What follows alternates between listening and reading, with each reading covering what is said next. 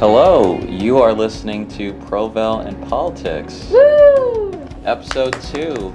You thought there wasn't going to be more. Maybe you were hoping for that, but here we are. We didn't know if there was going to be more, but we have good news. We found a beautiful place in the office of Civitas where we can film so we won't be interrupted.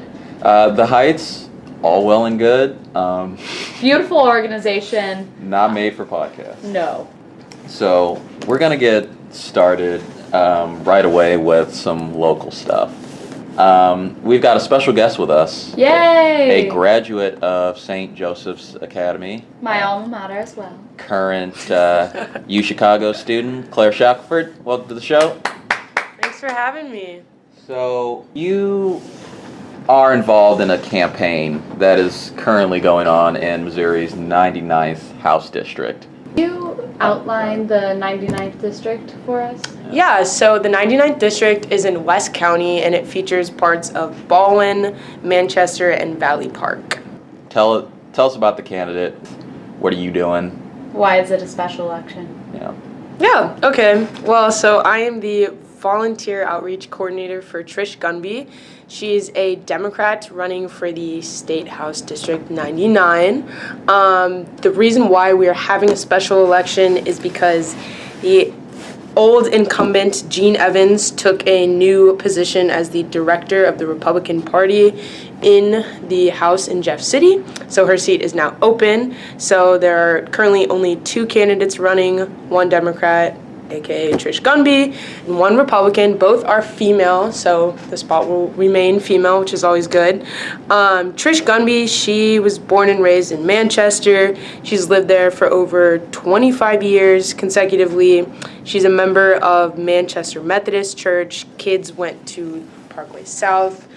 She's actually a Parkway West graduate. It's always good to know where people went to high school. Of course, Provel and Always. Yeah. Gotta know. That's important in St. Louis. So basically we've been canvassing from door to door on Saturdays and Sundays for her. We just got a new endorsement from the Sierra Club. Awesome. She's big on education. That's one of her main platforms, is a twofold, education policy and infrastructure is her 2 main focuses right now. Any other? I'm assuming you're in need of volunteers as a volunteer outreach coordinator? Yeah, Wonderful. we could always use volunteers. We have specific canvassing and dates set up. So our next one is on July 20th from 10 a.m. to 1 p.m. at the local 655 Union Hall, which is on Weidman Road. But we also just canvass, like I said, on Saturdays and Sundays. So if anyone wants to get involved, or if you know anyone who wants to get involved, you can go on www.trishgunby.com to find out more information. So what's important to remember is that currently in the Missouri General Assembly, Democrats are in not the minority, the super minority. Mm-hmm. So every single election, every single seat matters. There is a maneuver that exists within the House, which is called moving to the previous question, and it's a way that the majority ends debate on all issues. There are a lot of bills that were just kind of shooed away because the majority, when they felt tired of talking about the bill, moved to the previous question. And when you do that maneuver, you only need a majority of the caucus support to end debate on that and then vote. And of course, if you're in the super minority, your position probably loses. I met her at a Moms Demand Action meeting right when she announced she's running for the special election, and at that moment she was already taking to doors and doing all that she needed to get her campaign on the ground and running. So I was very impressed the first time I met her. She's a gun sense candidate. Oh. And I think she'll be good for the 99th district. Yeah. And that's not the only special election going on. There are 2 more for the county council, one involving Hazel Irby's seat. And so specifically in the 2nd district, we have a candidate running, Kelly Dunaway, who is a Democrat, and she once ran for the Democratic nomination for the 2nd Congressional District, but she withdrew from the race before the primaries began. And have you had a chance to meet Kelly? I have not met her, but I've heard her name being tossed around in all the different progressive groups I'm involved in St. Louis. I recently tried to get in contact with her with my work with the League of Women Voters. We are putting out our voters guide for the August elections. I encourage you to check them out on vote411.org. And we are putting out information about Kelly, and so I did my research about her, and I was very impressed. She is a single mother. She grew up in Southern Illinois. She started her career as a bankruptcy lawyer, and then she really stepped foot into the election. Yeah. And, you know, she's got this kind of background that is something like you would read in a book. Like, her mother was a coal miner, and she was in this life-changing auto accident as a teenager. They said she'd never walk again, and now she does walk with the help of a cane, but she walks, and that's, you know, very inspiring in and of itself. And she's also, of course, an impressive professional person who was involved in the Obama campaign in 2008 and has had a successful career involved in the law. And so, you know, it's interesting how this seat had to open up. There were a lot of things that had to happen for this race to happen, but I'm glad that Kelly is in the race. I consider her a friend, and special elections in August, so we're kind of ticking down to that. Her opponent is a Republican woman named Amy Pelker, who has also been very active in campaigning around the area. And let's move on to some state news. Maggie, who is our favorite former governor? I really liked Jay Nixon. Oh, well. Well, yeah, that's the right answer. But who's the most entertaining former governor? Our boy Eric. Interesting story. Disgraced former governor Eric Greitens. Infamous. Scandalous. Who was forced from office because of various scandals relating to, but not limited to, defrauding a charity and dark money. Corruption in the government. Yeah. So he is back in the news because his fortunes have turned in his favor. With the headline of Dreams for Fans of Corruption. Yes. Early on in his administration, Greitens and his staff used an app called Confide, which encrypted their messages to one another and deleted them immediately after they were seen so that they couldn't be stored for public record. And a lot of people who want things that the government do to be in public record, such as Elad Gross, who's now running for Attorney General, filed a lawsuit against the governor and his administration because they said it was a violation of the sunshine laws that dictate that we kind of need to know what is happening in our government. Exactly. And that's been tied up in the courts for a while, but finally a decision has been handed down by a Cole County judge, and it dismissed the claims that Eric Greitens violated those open records laws. Which there's a lot of dark money in our government and political scenes, as well as campaigns and elections. But this, I feel like, is just another part of that's more corruptive and really putting that darkness into the election cycle. I have a lot of bad feelings about this. Yes. I think it opens up a bad precedent because I think from an objective view, this was a violation of open records laws because if you use an app that destroys totally your messages, and those messages are between government officials, and the law says that we need to have access to those messages, then you would assume then that's illegal. And now that a judge has said that it is not, I don't know what that means going forward. You know, what are our officials going to talk about that we're not going to have any knowledge of? Similarly, Missouri passed Clean Missouri, Amendment 1, back in November, and there have been efforts in the General Assembly to water that down, especially the part about transparency. That's probably bad for democracy if we don't know what our government officials are doing and talking about. Exactly. Especially Eric Greitens. But what I do think is curious is that I think this is going to open up a lot of conservative criticism of the way the investigation was handled.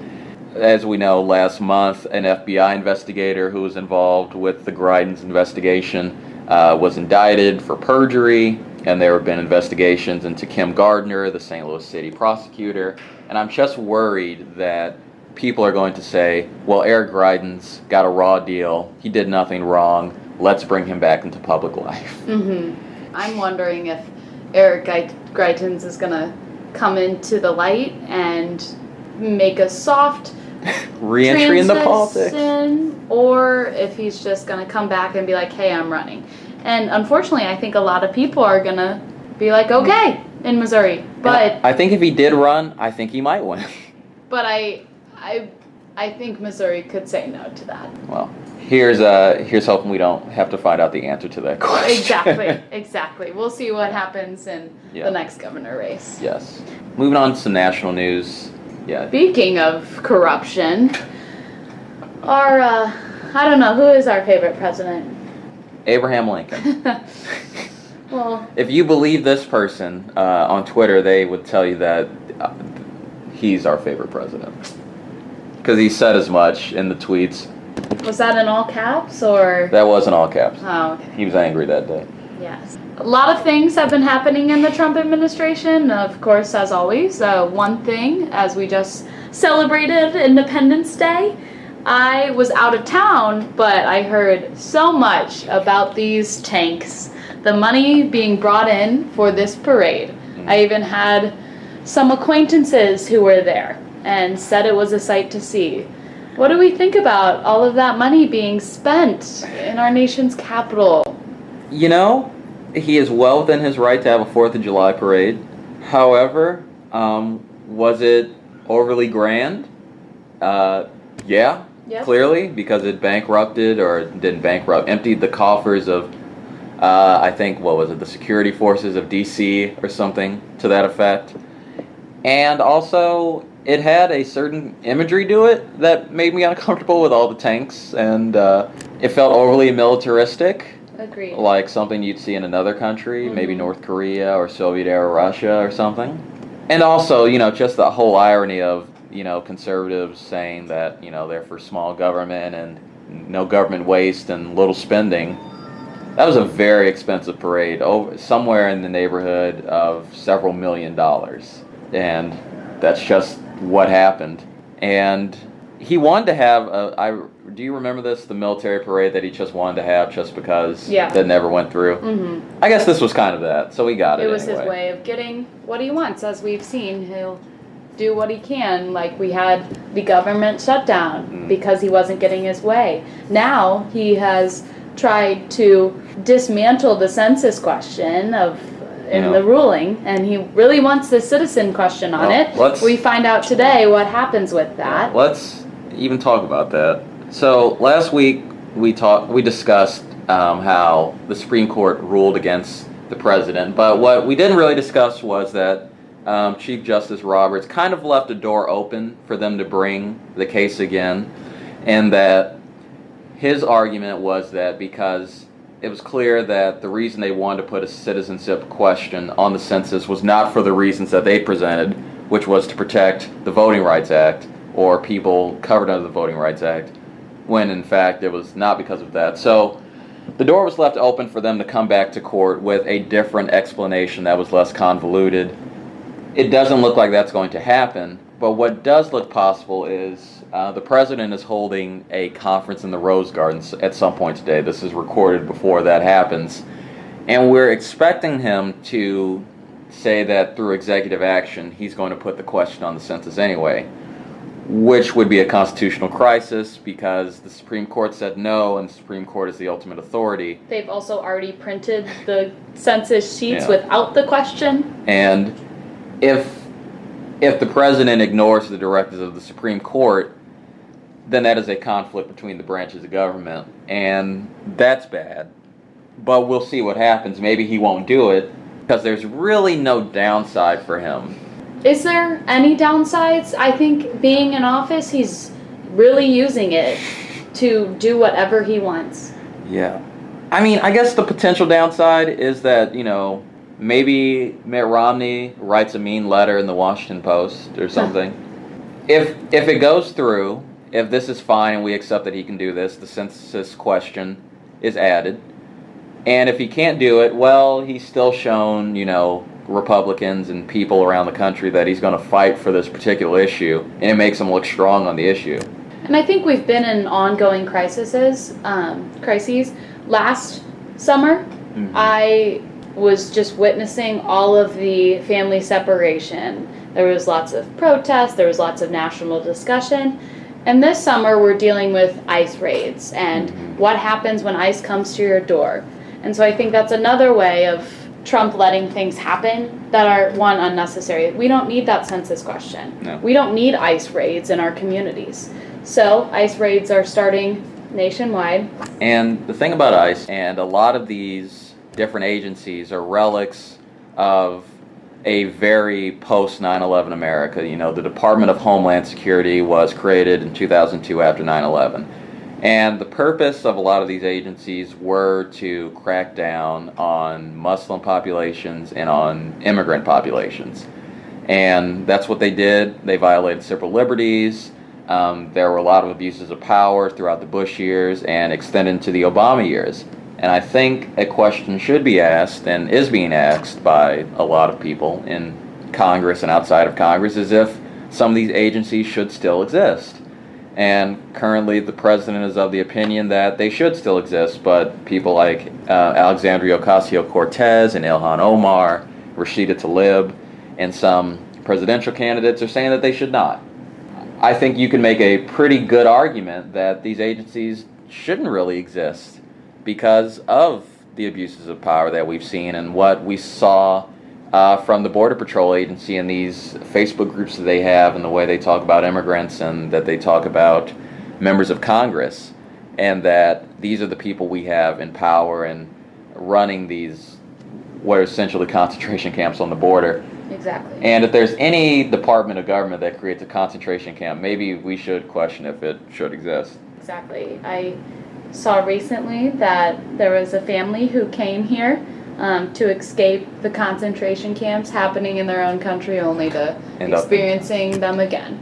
And we briefly touched on this last week about how we're just, unfortunately and very devastatingly, hearing about all of these deaths. There was a mother testifying about her daughter's death. We saw the father and daughter drowning in the river. We have seen too many people losing their lives to get here that we really need to stop.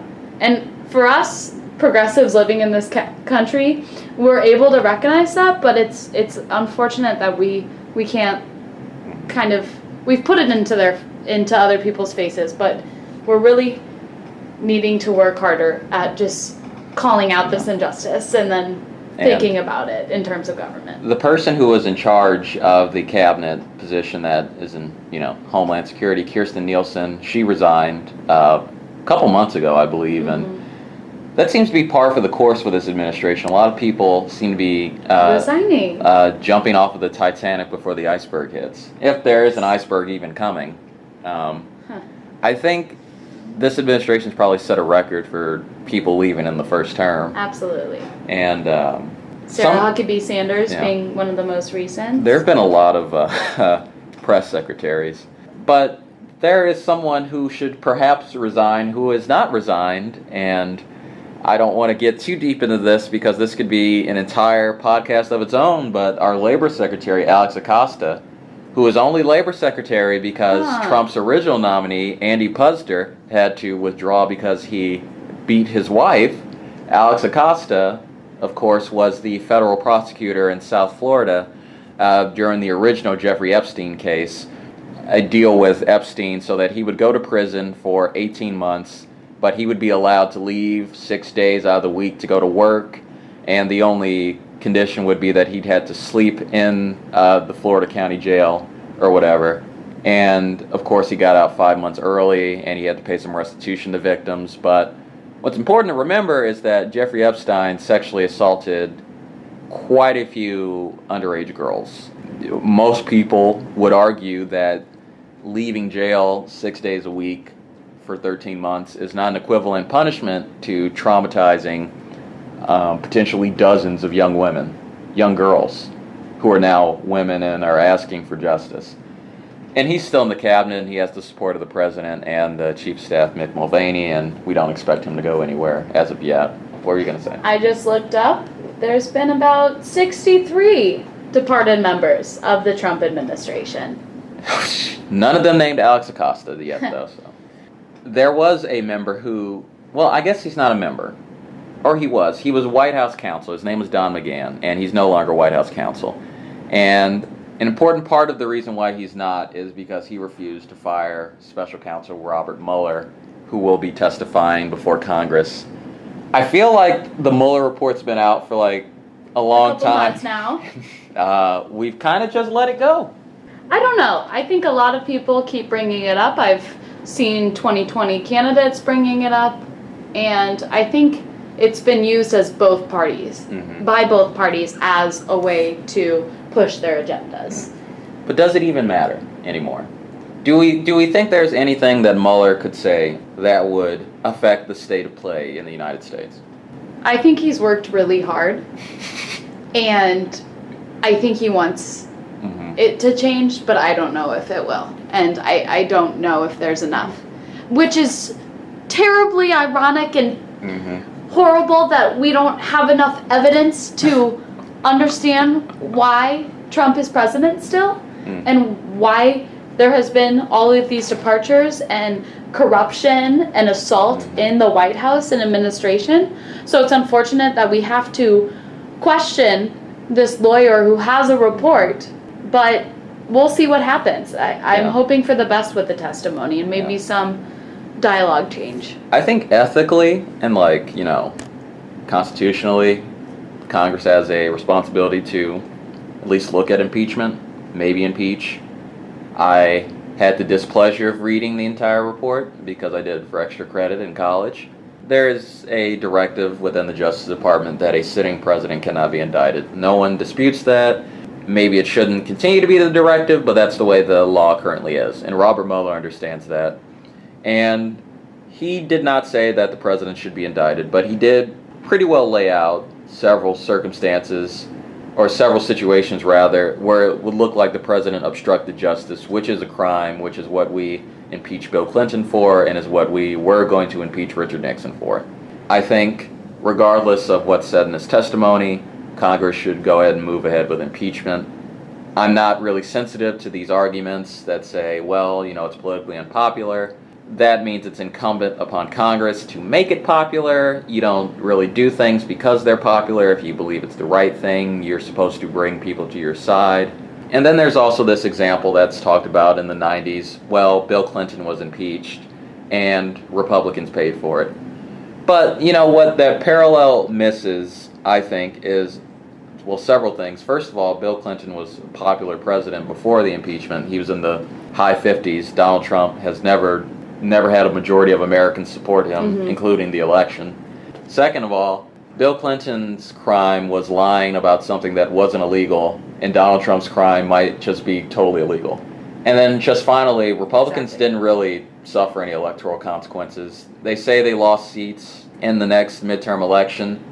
That's true, but they kept their congressional majorities, and then they elected George Bush as president 2 years later. Exactly. So if the consequences that Democrats are going to be afraid of is that they may win an election, I really do not see the argument against impeachment. And I think Democrats are willing to go through this. Not Nancy Pelosi, apparently, though. Not Nancy Pelosi, but I would say probably half Democrats are willing to do this and suffer any consequences that might happen. But we've been tired and fed up of what's going on. That if America doesn't do something about this president, that's another precedent that we've set. Exactly. If nothing he has done is impeachable, then nothing is impeachable, and nothing ever will be. Speaking of presidents.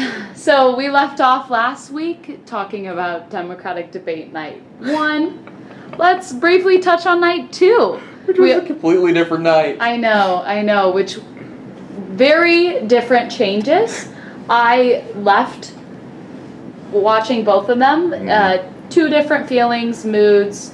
I thought they were both interesting for different reasons. The first night, I felt like no one was answering the question. The second night, was I would say more interesting. Yeah. With a lot of the front runners, including Joe Biden and Bernie Sanders. Who would you say, I'm going to ask some somewhat questions from last week. If there were any winners, who would you say won that debate, that second debate? I did not think that Kamala Harris would be my candidate, and I still don't know really who my candidate is, but I left night two thinking she was. She really was able to connect to the American people and explain personal stories, as we all heard about her bus story. We're referencing the Joe Biden debacle. Yes. But she also, with every question, would add some personal testimony or anecdote, and then connect it to policy, her experience, what she wants to do as president. So I felt like she was definitely the winner. I would say that there were two winners. One of them was, the actual winner of the debate, and then there's a larger winner overall. Okay. Kamala Harris definitely won the debate. But these debates aren't really about policy differences. They're about, putting on a show. 'Cause exactly. Politics is theater. Or a game. And that interaction that she had with Joe Biden about busing was maybe one of the most devastating things I've seen happen on a debate stage since anything Donald Trump did in recent years. The only equivalent thing I can think of, ironically, is when Joe Biden in 2008 derailed Rudy Giuliani's campaign by saying that Rudy Giuliani isn't a real candidate. His entire political identity is a noun, a verb, and 9/11, which was really effective back then. And I think this was equally as effective because Joe Biden's lead has gone from the high double digits to the high single digits in most polling. Of course, Kamala Harris's, argument against Biden wasn't necessarily fair because it seems that her position is actually Joe Biden's position, and that she thinks busing should be a local issue. And as far as I know, only Bernie Sanders has a, campaign plank about integrating schools. But all the same, she was able to make the point that other politicians are not going to be able to make about Joe Biden, because the reason that he is so successful right now is because he has so much support from African American voters. And perhaps the criticism of his record on race can only be effective from an African American candidate. And she was able to do that, and she definitely set herself apart. Now, the person who I thought was the big overarching winner, even though they did not win the debate, and I think frankly gave a mediocre performance, I think was Bernie Sanders. And I think that because if you watch the debates from 8 years ago, or I guess more than that, goodness, 12 years ago, none of what is being said on this current stage could have been said 12 years ago. The party has clearly changed trajectory and has gone in a leftward direction in a substantial way. In 2008, maybe you had one candidate or two candidates talking about single-payer health care or about reparations or about any of these big progressive ideas. And now it's all of them. And even Joe Biden to a much lesser extent. All of the major candidates on the Democratic side running for president, even the ones that we consider to be moderate or centrist, have now adopted positions that would be out of the mainstream when Barack Obama first ran for president. And that is in large part due to the campaign that Bernie Sanders ran in 2016 and reinvigorated a left politics in America. So I think he won a narrative victory, even if he may not win the nomination and did not win that debate. I agree. And I would say, to kind of transition, we saw Eric Swalwell at the debate telling Joe Biden that he saw Joe Biden when he was a kid. And Joe Biden said, it's time to pass the torch. Let's give it to the young people. So Eric used that to his advantage. But was that an advantage now that he is out of the race? No. And we have now Tom Steyer, yes, billionaire climate activist, is in the race. But honestly, let's ask this question. How many of these people are actually running for president? How many of these people that are running think that they are going to be president of the United States? I like to think of it as the debate stage and take the three people in the middle. Those are the people that are running and that can win the primary. Everyone else, wonderful people, Mm-hmm. great senators, governors, but we have too big of a race, and we had a chance to use Tom's money Mm-hmm. to our advantage of helping the homeless, of supporting grassroots candidates that are running at a local level. $100 million is what he plans to spend. That could definitely flip 3 or 4 state legislatures, or win us back to the Senate, or any number of things.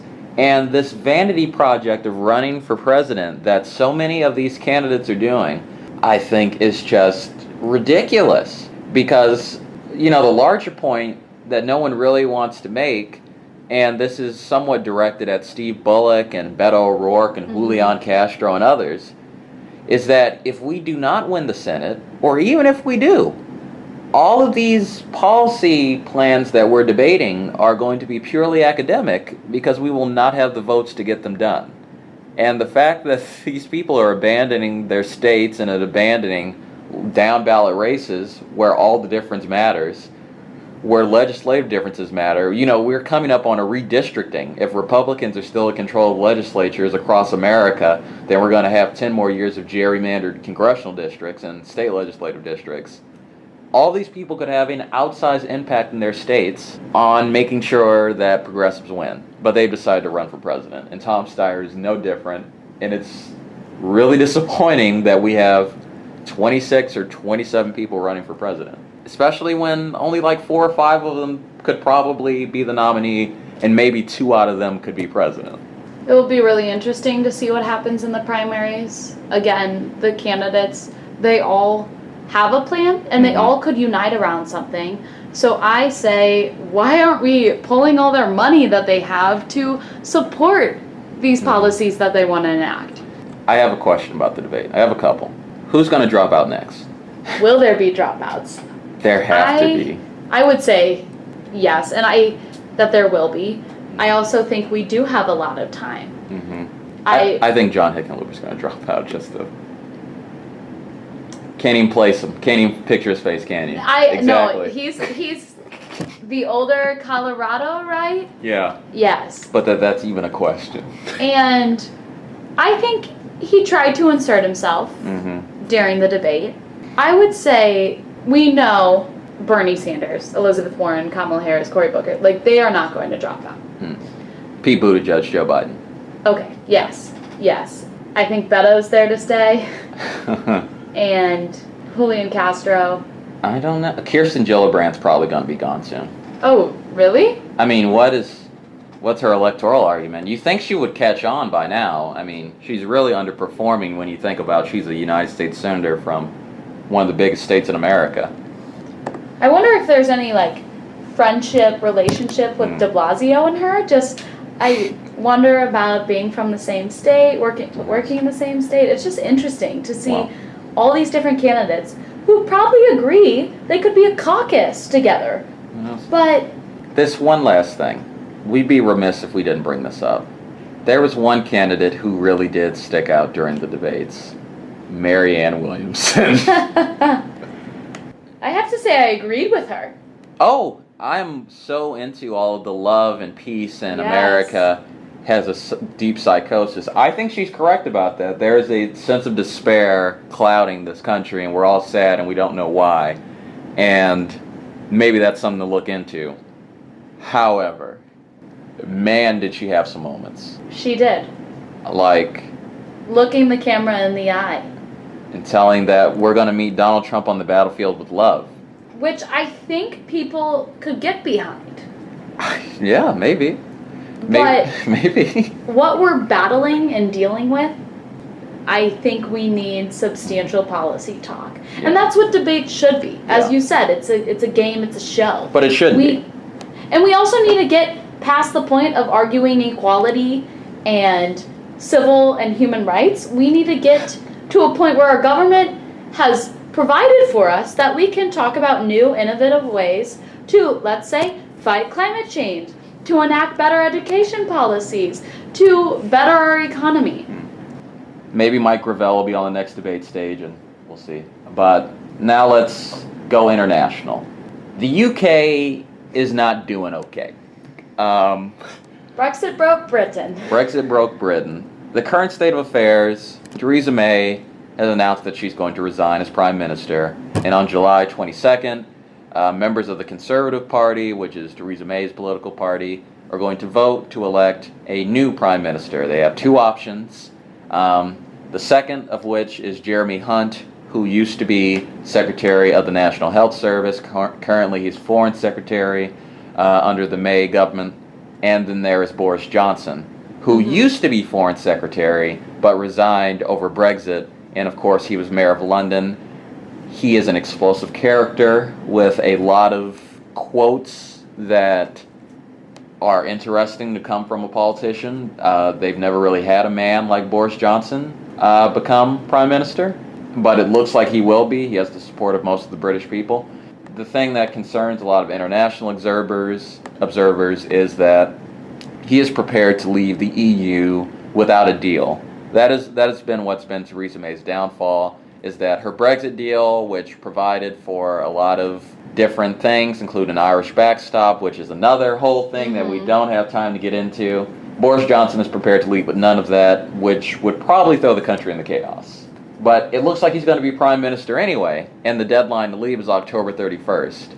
And my take on this is that there needs to be, if there's going to be no deal, then that's what's going to happen. I don't think Parliament's going to let it happen. But if there's going to be something other than no deal, there has to be another democratic event to make some change with Brexit, because there's not the votes in Parliament to pass the current deal that exists, and that's been what's been negotiated. That means you're going to have an election to get a new Parliament to get those votes, because the votes just aren't there. Or there's going to need to be another referendum to gauge where the British people are. But just having a new Prime Minister by itself is not going to create a new kind of Brexit. And then, of course, there's the problem with the British ambassador, which, Maggie, what's going on? There was a British ambassador who criticized Donald Trump, yeah. Yes. And I think he called him insecure and inept. And thus resigned. Yes. Stepped down. After the president tweeted at him. Yes. Which is very interesting, because the amount of criticism that goes on, especially coming from the president as well, and I would say more criticizing of other people. And so it was just interesting. And now we don't have a British ambassador, and we're going to fill that position. But it was just kind of...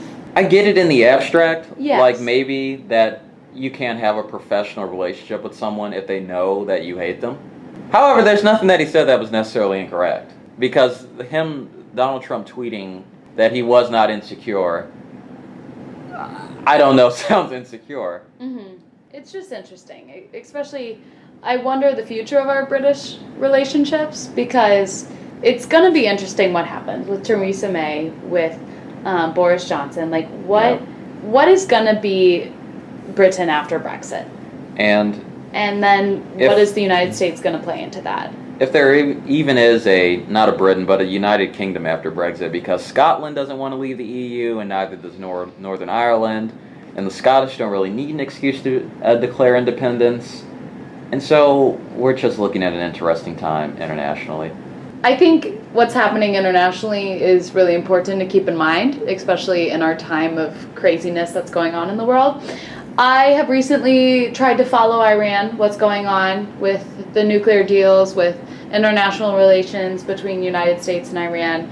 So I encourage all of you to kind of look into it yourselves, figure out what's going on. Watch out for mission creep. Remember that a lot of the people who were in the Bush administration who led us to war in Iraq currently work for Donald Trump.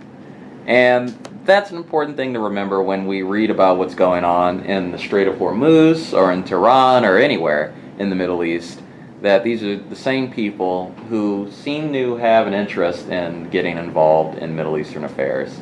So wrapping all of this up, I would say that as Civitas interns, we've been really discussing activism and apathy. Apathy comes from people not having to care, having the choice to choose to be involved in their government, in activism. And I've seen this a lot in my day and age of people not being affected by issues, so thus they are not involved in solving them. But we've talked a lot about empathy. Mm-hmm. Our director has been working on a book about empathy in politics and how there's a lack of it. We listened to a TED Talk today about emotional correctness. Yeah. So I think empathy does need to be more in the picture, and we really need to think of it in terms of our personal selves, as well as how can we have better relations with other people, with other states, governments, etc. I think what we're trying to learn during this internship is how to be more empathetic people and how to communicate that to people outside of this office so that they can use that in their own interactions, even outside of politics. All right, well, thank you for listening again. We will see you next week. Yes. And let us know if you have any questions or comments. Yep, leave a comment at the bottom of this video. You can go to civitas-stl.com and leave a comment. That's where our episodes will be posted, as well as YouTube pretty soon. Will be wherever podcasts are hosted. I've been Reece. I've been Maggie. And this has been Provel Politics.